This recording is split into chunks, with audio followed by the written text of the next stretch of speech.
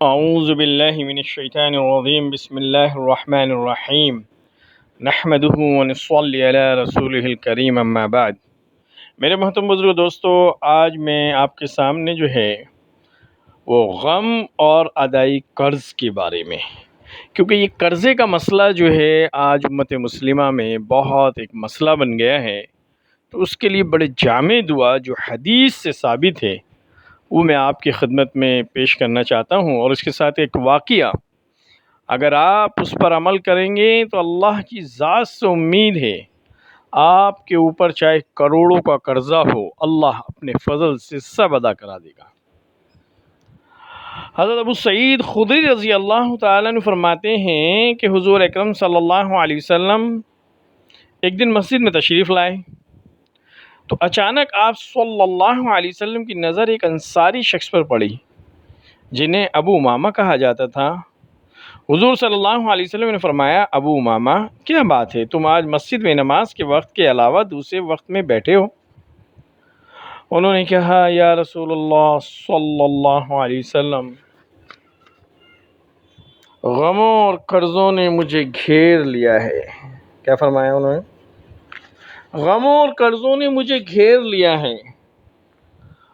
حضور صلی اللہ علیہ وسلم نے فرمایا، کیا میں تمہیں ایسا کلام نہ سکھاؤں کہ جب تم اسے کہو گے تو اللہ تعالیٰ تمہارا غم دور کر دیں گے اور قرض ادا کر دیں گے؟ انہوں نے کہا، یا رسول اللہ صلی اللہ علیہ وسلم، ضرور سکھا دیں۔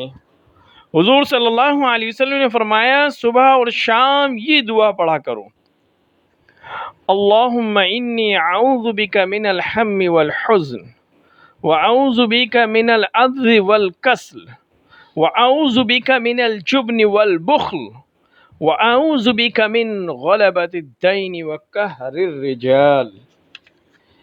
یہ میرے محترم دوستو مختصر سی دعا ہے کہ اگر ہم اس دعا کو صبح اور شام پڑھ لیا کریں تو انشاءاللہ اللہ اپنے فضل سے ہمارا قرضہ ادا کرے گا۔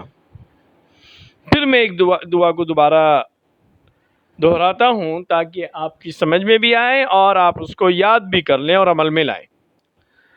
اللہم انی اعوذ بک من الہم والحزن واعوذ بک من العجز والکسل واعوذ بک من الجبن والبخل واعوذ بک من غلبۃ الدین وقہر الرجال۔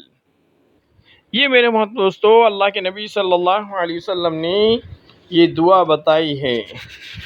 اب آگے سنیں اس دعا کی فضیلت کیا ہوا۔ حضرت امامہ رضی اللہ تعالیٰ عنہ فرماتے ہیں کہ میں نے ایسا کیا تو اللہ تعالیٰ نے میرے غم بھی دور کر دیے اور میرا قرضہ بھی سارا ادا ہو گیا۔ سبحان اللہ۔ اور میرے دوستو کہ بھئی اتنی بڑی فضیلت یہ سر آپ کو کہاں سے ملی؟ مشکوٰۃ شریف کی یہ حدیث ہے، پیج نمبر 215 پر آپ دیکھ سکتے ہیں، اور ابو داؤد شریف جو بڑی کتاب ہے پارٹ 1 پیج نمبر 217 پر اس کو دیکھ سکتے ہیں ہم، اور کنز الاعمال پارٹ 6 اور پیج نمبر 239 پر آپ یہ دعا دیکھ سکتے ہیں۔ مستند دعا ہے، اس کو عمل میں لائیں۔ اور ایک بہت چھوٹی سی دعا اور ہے قرض کی ادائی کے لیے، اس کا بھی ورد کر لیا کریں صبح شام، تو اس کی بھی بڑی فضیلت ہے۔ اللہم اکفنی بحلالک عن حرامک واغننی بفضلک عمن سواک۔ اور یہ بھی جو ہے حدیث سے ثابت ہے۔ حضرت ابو وائل رحمۃ اللہ علیہ فرماتے ہیں، ایک مکاتب غلام نے حضرت علی رضی اللہ تعالیٰ کی خدمت میں آ کر عرض کیا، میں کتابت میں مقرر شدہ مال ادا کرنے سے عاجز آ گیا ہوں، آپ اس بارے میں میری مدد فرمائیں۔ حضرت علی رضی اللہ عنہ نے فرمایا، کیا میں تمہیں وہ کلمات نہ سکھاؤں جو حضور صلی اللہ علیہ وسلم نے مجھے سکھائے تھے؟ اگر تم پر یمن کے سیر پہاڑ کے برابر بھی قرض ہو تو بھی اللہ تعالیٰ تمہارا قرض ادا کر دیں گے۔ تم یہ دعا پڑھ لیا کرو، اللہم اکفنی بحلالک عن حرامك وأغنني بفضلك عمن سواك۔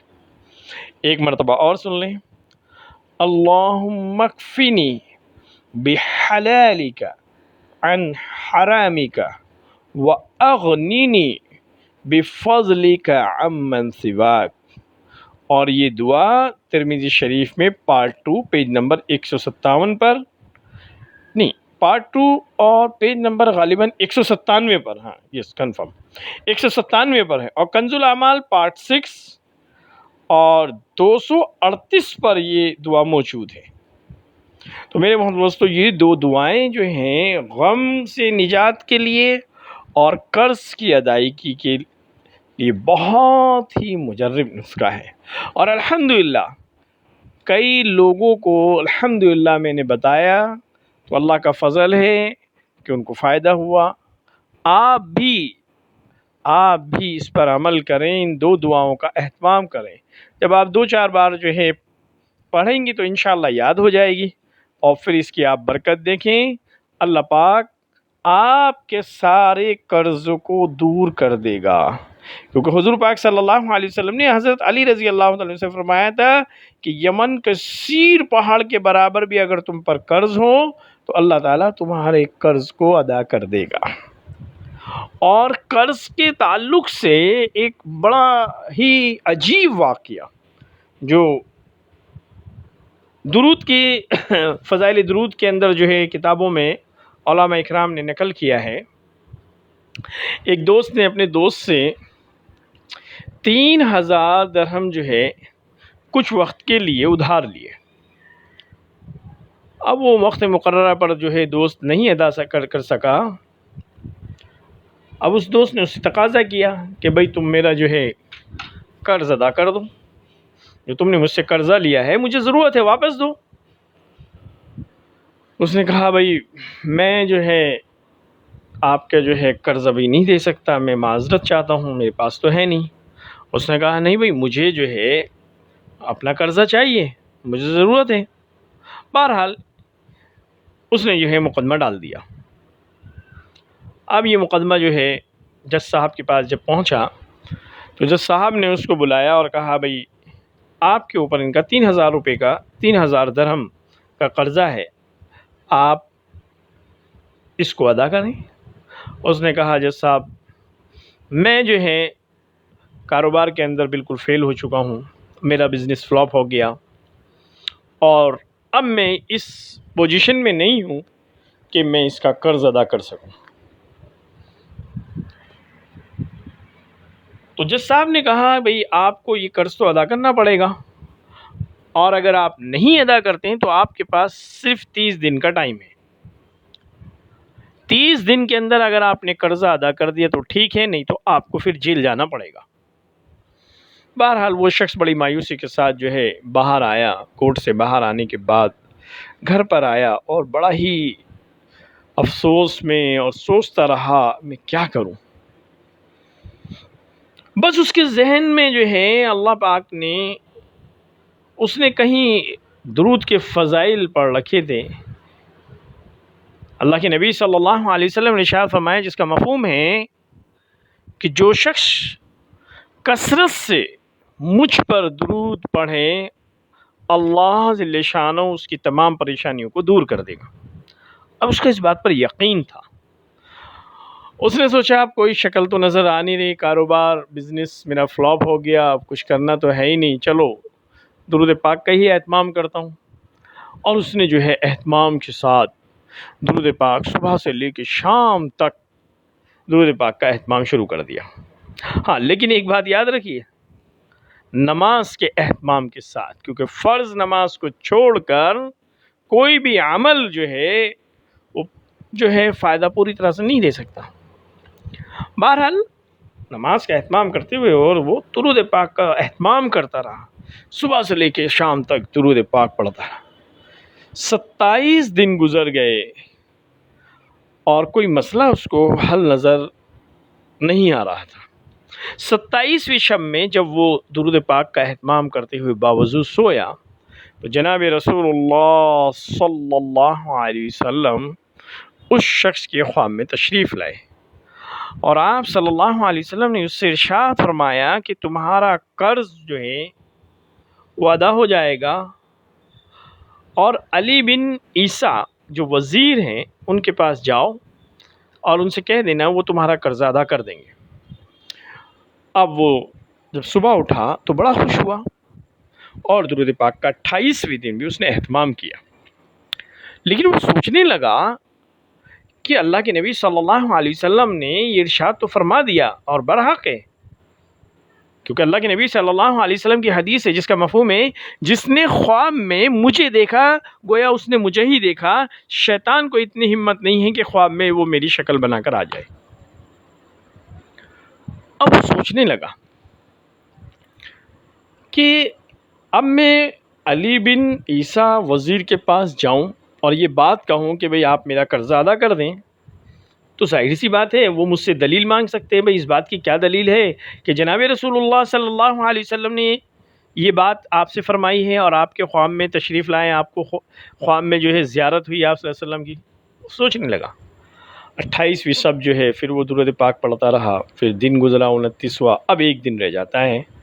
29ویں شب میں پھر جناب رسول اللہ صلی اللہ علیہ وسلم اس کے خواب میں تشریف لائے، اور آپ صلی اللہ علیہ وسلم نے اس سے ارشاد فرمایا کہ علی بن عیسیٰ کے پاس جاؤ اور ان سے وزیر صاحب سے کہنا کہ جناب رسول اللہ صلی اللہ علیہ وسلم نے آپ کا نام لے کر کہا ہے کہ آپ میرا قرضہ ادا کر دیں، اور اس کی دلیل یہ ہے کہ علی بن عیسیٰ روزانہ مجھ پر 5000 مرتبہ درود پاک اہتمام سے پڑھتے ہیں،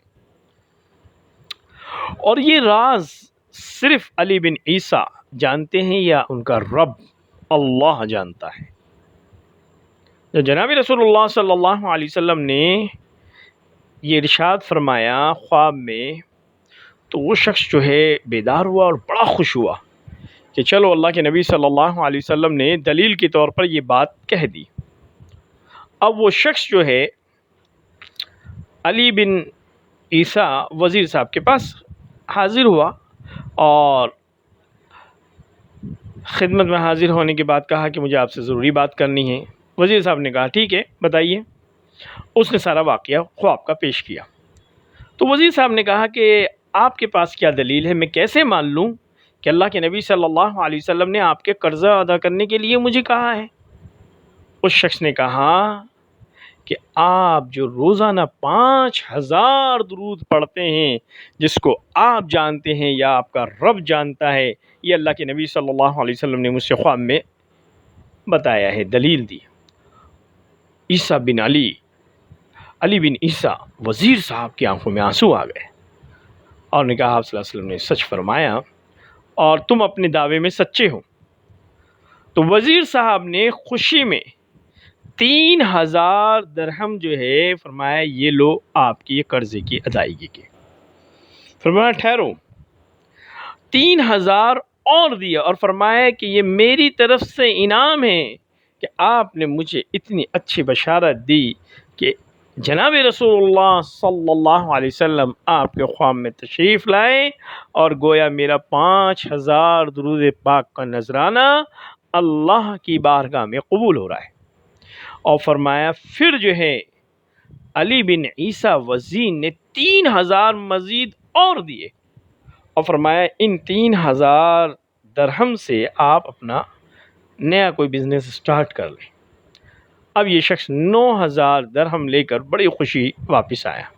اب چونکہ 30واں دن آ گیا اور یہ کورٹ میں حاضر ہوا، اور جب کورٹ میں جج صاحب کے سامنے پیش ہوا اس نے کہا کہ حضور میں یہ 3000 درہم ان کے قرض کے ادا کرتا ہوں۔ جج صاحب نے بڑی حیرانی سے کہا کہ اب تک تو آپ کہہ رہے تھے کہ میرے پاس کوئی انتظام نہیں ہے، نہ ہی ہو سکتا ہے، اور مجھے جیل جانا منظور ہے، جو ہوگا دیکھا جائے گا، آپ کے پاس یہ 3000 درہم کا انتظام کیسے ہوا؟ اب اس نے بھری عدالت میں جو ہے پورا واقعہ پیش کیا۔ اب چونکہ جج صاحب بھی مسلمان تھے، سارا واقعہ سننے کے بعد جج صاحب بڑے خوش ہوئے اور فرمایا آپ تو بڑے مبارک ہیں، اس لیے میں 3000 درہم کا نذرانہ بطور انعام آپ کو دیتا ہوں اور آپ اس سے اپنا قرض ادا کر دیں۔ اب اس شخص کے پاس جو 12,000 درہم ہو گئے۔ اب وہ دوست جو سارا واقعہ سننا تھا، جس کا قرضہ اس کے اوپر تھا، اس نے کہا حضرت صاحب سنیے، میں بھی کچھ عرض کرنا چاہتا ہوں کہ یہ شخص اتنا اللہ کے یہاں مقبول ہو گیا اور یہ اتنا درود پاک کا اہتمام کرتا ہے۔ علی بن عیسیٰ نے، وزیر صاحب نے بطور انعام اس کو 9,000 درہم دیے، 3,000 درہم آپ نے اس کے قرضے کے بھی ادا کے لیے دے دیے۔ تو میں بھی جو ہے خوشی میں یہ نذرانہ اس کو پیش کرتا ہوں کہ میں نے اپنا 3,000 درہم اس کو معاف کر دیے، اب مجھے 1 درہم بھی اس شخص سے نہیں چاہیے۔ تو میرے محترم بزرگ دوستو، وہ شخص 12,000 درہم لے کر کورٹ سے باہر آیا اللہ کا شکر ادا کرتے ہوئے۔ یہ سارا کا سارا معاملہ ہے دوستو یقین کا۔ اس لیے میں دوستو ہم سب نیت کریں، ارادہ کریں کہ درود پاک کا اہتمام کریں گے۔ جتنا ہم درود پاک کا اہتمام کریں گے، چلتے پھرتے اٹھتے بیٹھتے، ہر حال ہر لمحہ ہماری زبان جو ہے درود پاک سے تر و تازہ رہے، تو انشاءاللہ اللہ جل شانہ ہر پریشانی سے، ہر مصیبت سے، ہر تنگی سے، ہر قرض سے ہمیں نجات دے دے گا۔ اللہ پاک ہمیں عمل کی توفیق عطا فرمائے۔ وآخر دعوانا الحمدللہ رب العالمین۔